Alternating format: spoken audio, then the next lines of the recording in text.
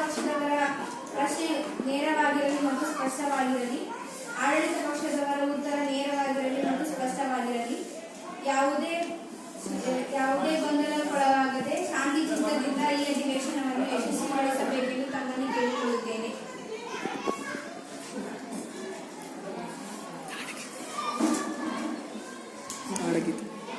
ನಾಡಗೀತೆ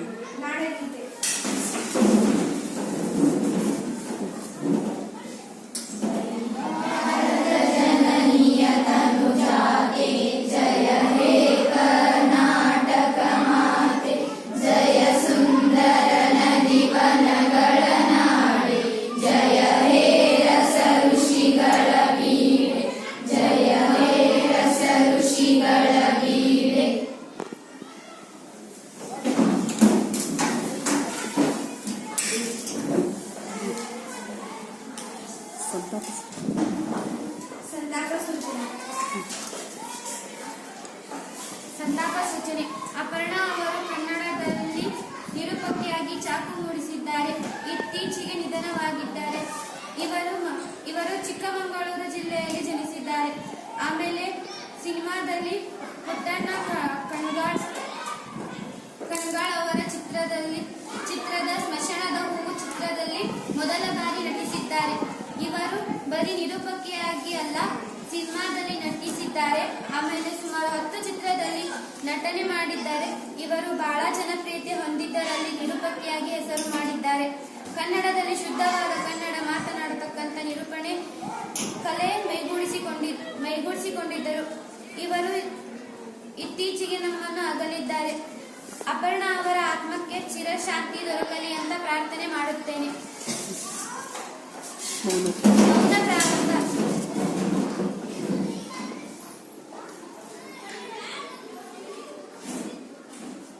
ಮೌನ ಮುಕ್ತಾಯ.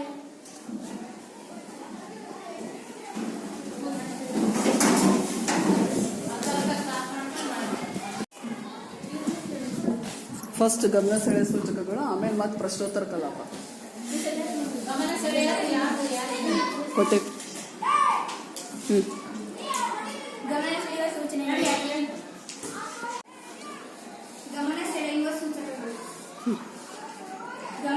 ಸೂಚನೆಗಳು. ಶ್ರೀ ಮಹೇಶ್ ಆನೂರ್ ಪರಿಸರ ಮಂತ್ರಿ. ಇವರು ಕೇರಳದ ವಯನಾಡಿನಲ್ಲಿ ನಡೆದ ಭೂಕುಸಿತದ ಪರಿಣಾಮ ಹಾಗೂ ಸಾವು ನೋವುಗಳು ಮತ್ತು ಅನಾಹುತಗಳನ್ನು ಗಮನಿಸುವುದಕ್ಕಾಗಿ ಕ್ರಮಗಳನ್ನು ಕೈಗೊಳ್ಳುವುದಕ್ಕಾಗಿ ಮುಖ್ಯಮಂತ್ರಿ ಮತ್ತು ಪರಿಸರ ಮಂತ್ರಿಗಳ ಗಮನ ಸೆಳೆಯುವುದು. ಶ್ರೀಮತಿ ಅಶ್ವಿನಿ ಗಾಜಿ ಇವರು ಮುಖ್ಯಮಂತ್ರಿ. ರಾಜ್ಯದಲ್ಲಿ ಆಗಿರುವ ವಾಲ್ಮೀಕಿ ನಿಗಮದ ಹಗರಣ ಹಾಗೂ ದುರುಪಯೋಗವಾಗಿರುವ ಪ್ರಯುಕ್ತ ಅದರ ಬಗ್ಗೆ ಸರಿಯಾದ ಮಾಹಿತಿ ನೀಡಬೇಕೆಂದು ನಾನು ತಮ್ಮ ಗಮನ ಸೆಳೆಯುವ ಸೂಚನೆಗಳು ಮುಕ್ತಾಯ. ಅಧಿವೇಶನದಲ್ಲಿ ಶಾಂತತೆಯನ್ನು ಕಾಪಾಡಬೇಕು. ಗೊಂದಲ ಮಾಡಬೇಡಿ. ನಂತರ ಕಲಾಪ. ಚುಕ್ಕೆ ಗುರುತಿನ ಪ್ರಶ್ನೆ 1. ಮಾನ್ಯ ಸಭಾಪತಿಗಳೇ, ಅನೇಕ ಊರಿನಲ್ಲಿ ವಿದ್ಯುತ್ ಸರಬರಾಜು ಸರಿಯಿಲ್ಲ. ಇದರಿಂದಾಗಿ ರೈತರಿಗೆ ತೊಂದರೆ ಉಂಟು ಆಗುತ್ತಿದೆ. ಇದಕ್ಕೆ ಗ್ರಾಮೀಣಾಭಿವೃದ್ಧಿ ಮಂತ್ರಿ ಉತ್ತರ ನೀಡಬೇಕು. ಮಾನ್ಯ ಸಭಾಪತಿಗಳೇ, ಕಳೆದ ವರ್ಷ ನೀರಿನ ಅಭಾವ ಉಂಟಾಗಿ ಅಣೆಕಟ್ಟಿನಲ್ಲಿ ನೀರು ಕಡಿಮೆಯಾಗಿದ್ದರಿಂದ ವಿದ್ಯುತ್ ಸರಬರಾಜು ಕಡಿಮೆಯಾಗಿತ್ತು. ಇದನ್ನು ನಾವು ಗಮನದಲ್ಲಿಟ್ಟುಕೊಂಡು ಈ ವರ್ಷ ಹೊಸ ಅಣೆಕಟ್ಟುಗಳನ್ನು ನಿರ್ಮಾಣ ಮಾಡಲು ಕ್ರಮ ಕೈಗೊಂಡಿದ್ದೇವೆ.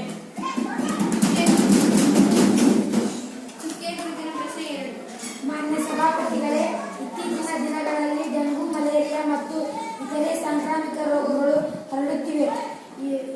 ಆದ ಕಾರಣ ನೀವು ಮುಂಜಾಗ್ರತಾ ಕ್ರಮಗಳನ್ನು ಏನು ಕೈಗೊಂಡಿದ್ದೀರಿ? ಮಾನ್ಯ ಸಭಾಪತಿಗಳೇ, ನಾನು ಸ್ವಚ್ಛತಾ ಮಂತ್ರಿಯವರೊಡನೆ ಚರ್ಚಿಸಿ ಒಳಚರಂಡಿಗಳನ್ನು ಸ್ವಚ್ಛಗೊಳಿಸಿದ್ದೇವೆ ಹಾಗೂ ನೀರು ನಿಲ್ಲುವಂತಹ ಪ್ರದೇಶಗಳನ್ನು ಮುಚ್ಚಿಸಿ ನೀರು ನಿಲ್ಲದಂತೆ ಅವುಗಳ ಸ್ವಚ್ಛತೆ ಕಾಪಾಡುತ್ತಿದ್ದೇವೆ. ಪ್ರಾಥಮಿಕ ಹಂತದಿಂದ ಹಿಡಿದು ಜಿಲ್ಲಾ ಆಸ್ಪತ್ರೆಗಳವರೆಗೂ ಸಿಬ್ಬಂದಿ ವರ್ಗದವರನ್ನು ಊರಲ್ಲಿರುವ ಜನರಲ್ಲಿ ಜಾಗೃತಿ ಮೂಡಿಸುವ ಕಾರ್ಯಕ್ರಮಗಳನ್ನು ಹಮ್ಮಿಕೊಂಡಿದ್ದೇವೆ ಹಾಗೂ ಆಸ್ಪತ್ರೆಗಳಲ್ಲಿ ಚಿಕಿತ್ಸೆ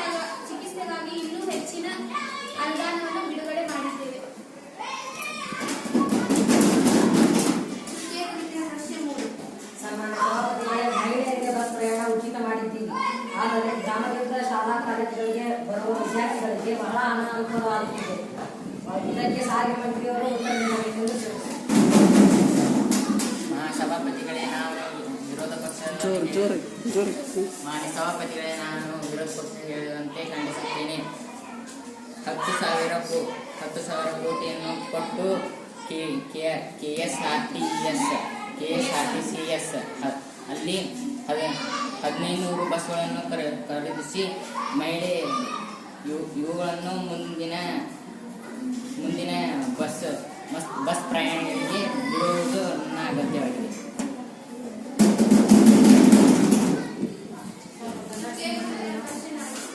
ಮಾನ್ಯ ಸಭಾಪತಿಗಳೇ, ನನ್ನ ಪ್ರಶ್ನೆ ಪರಿಸರ ಮಂತ್ರಿಯವರಿಗೆ. ಇತ್ತೀಚಿನ ದಿನಗಳಲ್ಲಿ ಮಾನವರು ಗಿಡ ಮರಗಳನ್ನು ನಾಶ ಮಾಡುತ್ತಿದ್ದಾರೆ. ಇದಕ್ಕೆ ಪರಿಸರ ಮಂತ್ರಿ ಉತ್ತರವನ್ನು ನೀಡಬೇಕು.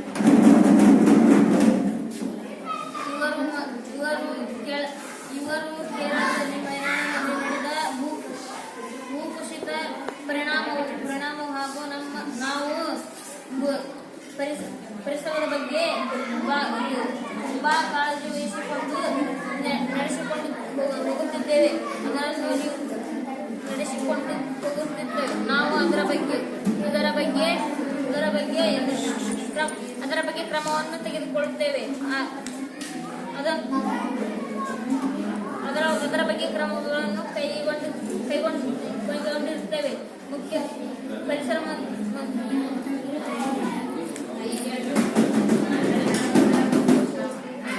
ಪ್ರಶ್ನೋತ್ತರ ಕಲಾಪಗಳಲ್ಲಿ ಈ ಪ್ರಶ್ನೆಗಳಿಗೆ ಉತ್ತರಗಳನ್ನು ಚರ್ಚಿಸೋಣ. ಪ್ರಶ್ನೆ 5. ಮಾನ್ಯ ಸಭಾಪತಿಗಳೇ, ನನ್ನ ಪ್ರಶ್ನೆ ಬಂದು ಶಿಕ್ಷಣ ಮಂತ್ರಿಯವರಿಗೆ. ಇಂದಿನ ಶಾಲಾ ಕಾಲೇಜುಗಳಲ್ಲಿ ಕೊಠಡಿಗಳ ಸಂಖ್ಯೆ ಕಡಿಮೆಯಾಗಿದೆ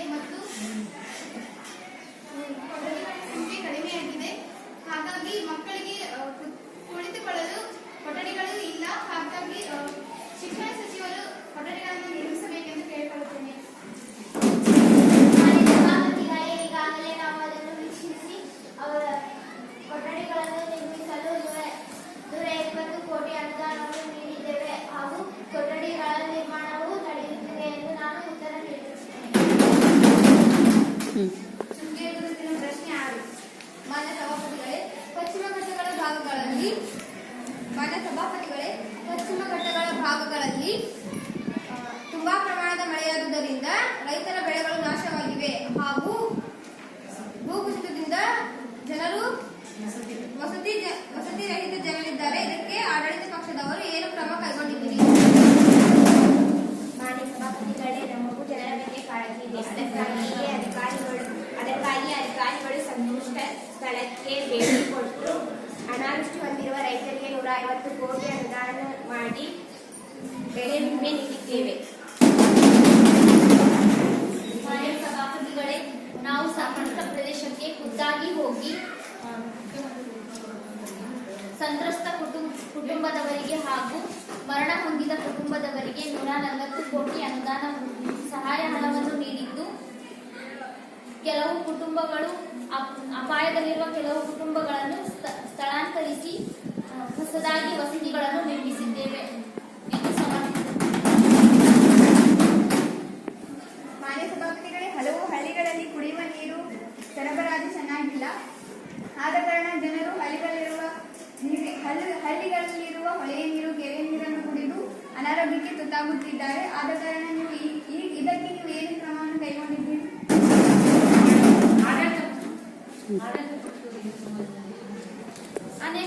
ಅನೇಕ ಹಳ್ಳಿಗಳಲ್ಲಿ ಕುಡಿಯುವ ನೀರಿನ ಘಟಕ ಕಟ್ಟಿಸುವಂತೆ ಗ್ರಾಮೀಣ ಪಂಚಾಯಿತಿ ಅಡಿಯಲ್ಲಿ 300 ಕೋಟಿ ಅನುದಾನ ಬಿಡುಗಡೆ ಮಾಡಿದ್ದೇವೆ. ಎಲ್ಲಿ ಸರಿ ಇಲ್ಲವೋ ಅಲ್ಲಿ ಸರಿ ಮಾಡುತ್ತೇವೆ.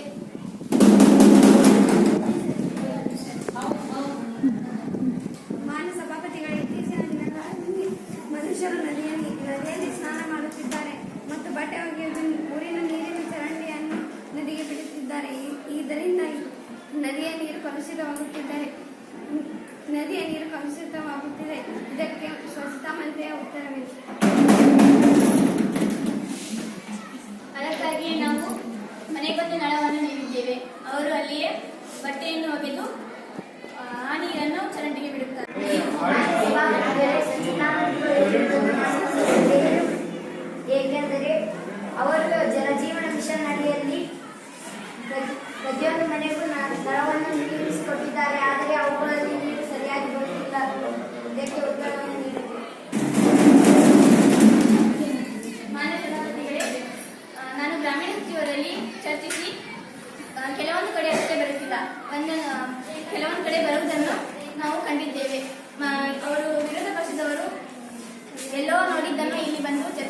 ಮಾಡಿದ್ದಾರೆ. ಹಾಗಾಗಿ ಅದನ್ನು ನಾವು ಸರಿಪಡಿಸುತ್ತೇವೆ ಎಂದು ಸಮರ್ಥನೆ ಮಾಡುತ್ತೇವೆ. ಪ್ರಶ್ನೆ 8. ಮಾನ್ಯ ಸಭಾಪತಿಗಳೇ, ನನ್ನ ಪ್ರಶ್ನೆ ಶಿಕ್ಷಣ ಮಂತ್ರಿಯವರಿಗೆ. ಅನೇಕ ಶಾಲೆಗಳಲ್ಲಿ ವಿದ್ಯಾರ್ಥಿಗಳಿಗೆ ಶೌಚಾಲಯ ಇಲ್ಲದ ಕಾರಣ ವಿದ್ಯಾರ್ಥಿಗಳಿಗೆ ಕಷ್ಟವಾಗಿದೆ. ಈ ಸಮಸ್ಯೆಯನ್ನು ಬಗೆಹರಿಸಲು ನೀವೇನು ಕ್ರಮ ಕೈಗೊಂಡಿದ್ದೀರಿ? ಪ್ರತಿಯೊಂದು ಗ್ರಾಮಗಳಲ್ಲಿರುವ ಶಾಲೆಗಳಲ್ಲಿ ಶೌಚಾಲಯಗಳ ನಿರ್ಮಾಣ ಮಾಡಿದ್ದೇವೆ. ಹಾಗೂ ಕೆಲವೊಂದು ಕಡೆ ಕಟ್ಟಡಗಳ ಕುಸಿತದಿಂದ ಆ ಕಾರ್ಯವು ಅಲ್ಲಿ ಪೂರ್ಣವಾಗಿಲ್ಲ. ಅದನ್ನು ನಾವು ಪೂರ್ಣ ಮಾಡುತ್ತೇವೆ ಎಂದು ಭರವಸೆ ನೀಡುತ್ತೇನೆ.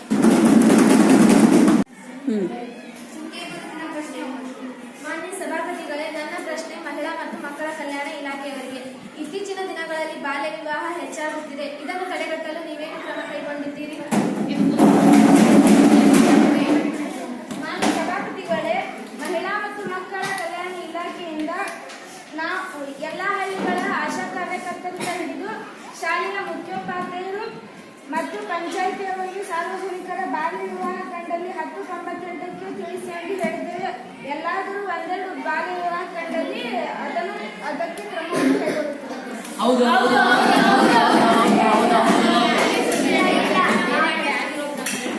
ನಾವು ಬೇರೆ ಕಡೆ ಆಗಿರೋದನ್ನು ಹೇಳ್ತೀವಿ, ಈ ಉತ್ತರ ಸರಿಯಾಗಿಲ್ಲ. ಖಂಡಿಸುತ್ತೇವೆ. ಮಾನ್ಯ ಸಭಾಪತಿಗಳೇ, ನಾವು ಬಾಲ್ಯ ವಿವಾಹವನ್ನು ತಡೆಗಟ್ಟಲು ಅನೇಕ ಕ್ರಮಗಳನ್ನು ಕೈಗೊಂಡಿದ್ದೇವೆ. ಹಾಗೂ ಪೊಲೀಸ್ ಸಿಬ್ಬಂದಿ, ಅಂಗನವಾಡಿ ಕಾರ್ಯಕರ್ತೆಯರು, ಆಶಾ ಕಾರ್ಯಕರ್ತೆಯರು ಅನೇಕ ಬಾಲ್ಯ ವಿವಾಹವನ್ನು ತಡೆಗಟ್ಟುವ ನಿಟ್ಟಿನಲ್ಲಿ ಅನೇಕ ಕಾರ್ಯಗಳನ್ನು ನಿರ್ವಹಿಸುತ್ತಿದ್ದಾರೆ. ಇತ್ತೀಚಿನ ದಿನಗಳಲ್ಲಿ ಬಾಲ್ಯ ವಿವಾಹ ಅತಿಯಾಗಿಲ್ಲ ಎಂದು ನಾನು ಸಮರ್ಥಿಸುತ್ತೇನೆ.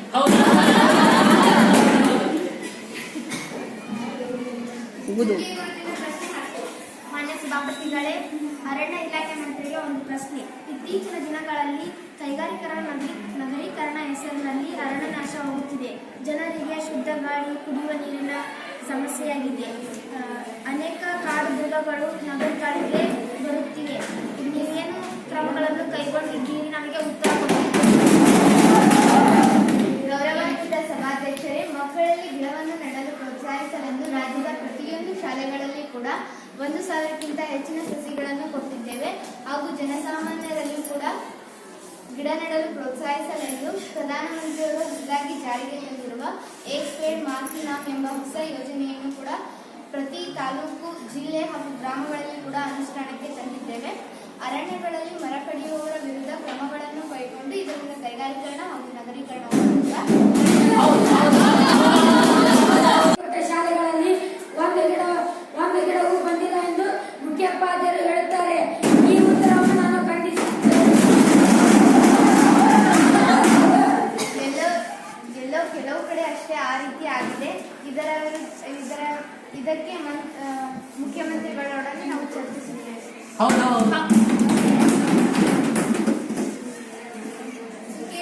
ಪ್ರಶ್ನೆ 11.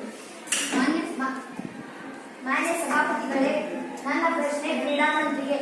ಕೆಲವೊಂದು ಶಾಲೆಗಳಲ್ಲಿ ಎಷ್ಟೋ ಪ್ರತಿಭಾವಂತ ವಿದ್ಯಾರ್ಥಿಗಳಿದ್ದಾರೆ. ಆದರೆ ಅವರ ಆಟ ಆಡಲು ಸರಿಯಾದ ಕ್ರೀಡಾ ಸಾಮಗ್ರಿಗಳಿಲ್ಲ. ಇದಕ್ಕೆ ನೀವು ಉತ್ತರ ನೀಡಬೇಕು. ಮಾನ್ಯ ಸಭಾಪತಿಗಳೇ, ಪ್ರತಿ ವರ್ಷದಂತೆ ಈ ವರ್ಷವೂ ಕೂಡ ಶಾಲಾ ಕಾಲೇಜುಗಳಿಗೆ 110 ಕೋಟಿ ಅನುದಾನ ನೀಡಿ ಪ್ರತಿ ಶಾಲೆಗಳಿಗೆ ಉತ್ತಮ ಗುಣಮಟ್ಟದ ಕ್ರೀಡಾ ಸಾಮಗ್ರಿಗಳನ್ನು ನೀಡಿರುತ್ತೇವೆ.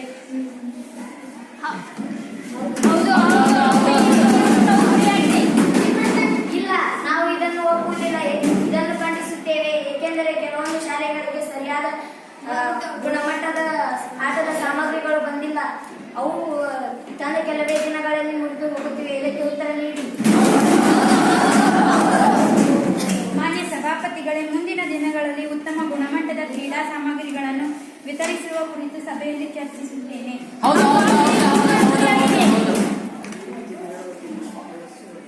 ಪ್ರಶ್ನೋತ್ತರ ಕಲಾಪ ಸಮಾಪ್ತಿ.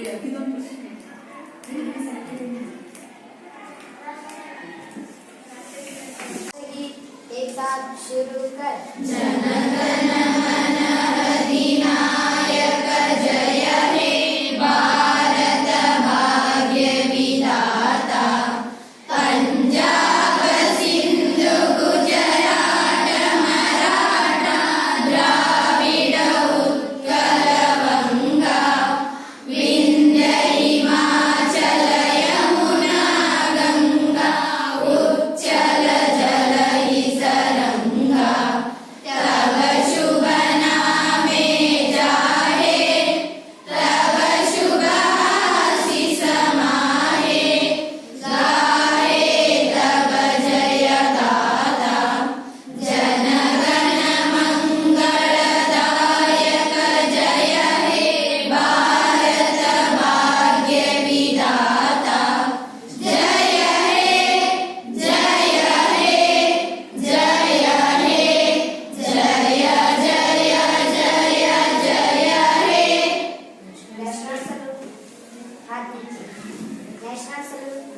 ಹಾಕಿ